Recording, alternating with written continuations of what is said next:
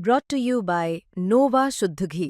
जब जब खाए दिल खुश हो जाए, सदियों का नोवा शुद्ध देसी घी, सपना स्वस्थ भारत का। I love घी। इंदौर में बीजेपी की नई कार्यकारिणी की घोषणा हो गई है, जिसके बाद राजनीतिक गलियारों में हलचल तेज हो गई है। इस बार नई कार्यकारिणी में उन चेहरों को जगह कम मिली जो लंबे समय से ताई और भाई खेमों से जुड़े हुए थे।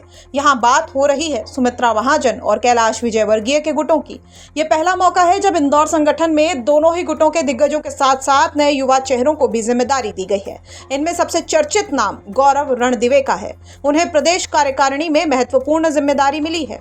गौरव विजयवर्गीय के करीबी माने जाते हैं। उनकी नियुक्ति के बाद एक कार्यक्रम में विजयवर्गीय ने कहा कि मैं जो पौधा लगाता हूं उसे कभी नहीं काटता। मेरा सौभाग्य है कि मैंने राजनीति में जब जब अवसर मिला गौरव जी को आगे बढ़ाने का काम किया। ये महामंत्री बन गया, उसके बाद से सोशल मीडिया में चल रहा है कि मंत्री के विरोध के बाद भी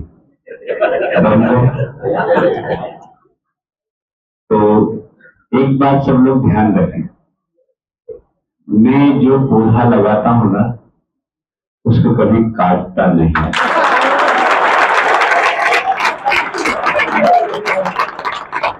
किसी बात से असहमत हो सकता हूं और बोल सकता हूं कि तुम्हारी गलती है, उनको ध्यान देना चाहिए।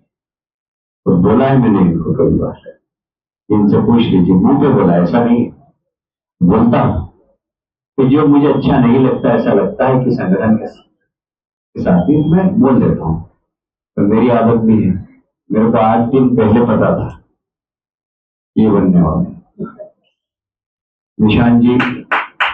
फर्क इतना सा पड़ा कि मेरे को ये पता था कि निशान जी महामंत्री बनने वाले और ये उपाध्यक्ष बनने वाले। इतना सा फर्क पड़ा। मैं इनको महामंत्री समझ रहा था और ये उपाध्यक्ष, पर ये महामंत्री बन गई और ये मेरे को 8 दिन पहले ही पता लग गया।